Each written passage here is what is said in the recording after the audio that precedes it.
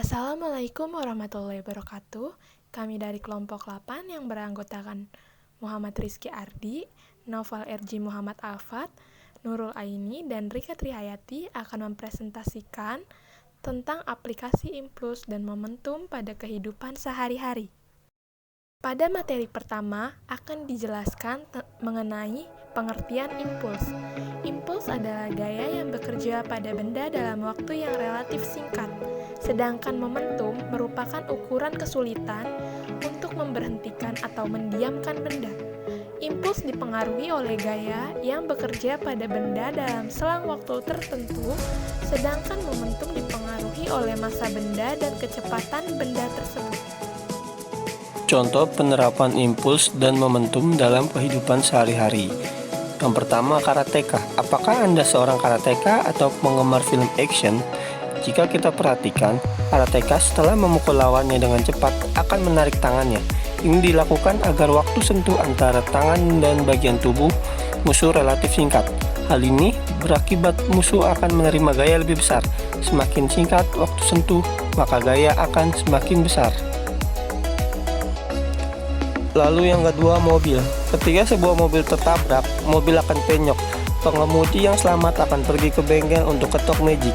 Mobil didesain mudah penyok dengan tujuan memperbesar waktu sentuh pada saat tertabrak. Waktu sentuh yang lambat menyebabkan gaya yang diterima mobil atau pengemudi lebih kecil dan diharapkan keselamatan pengemudi lebih terjamin.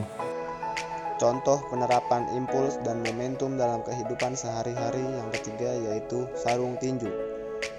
Chris John, seorang petinju juara dunia asal Indonesia, pada saat bertinju menggunakan sarung tinju. Sarung tinju yang dipakai oleh para petinju ini berfungsi untuk memperlama bekerjanya gaya impuls ketika memukul lawannya.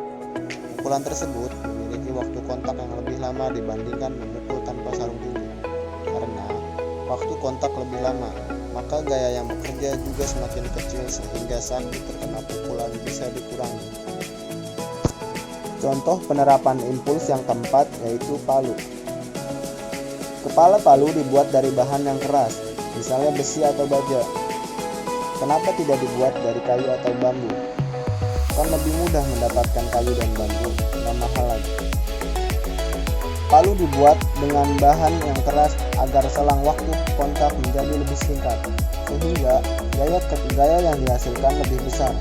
Jika gaya impuls besar, maka paku yang dipukul dengan palu akan tertancap lebih dalam.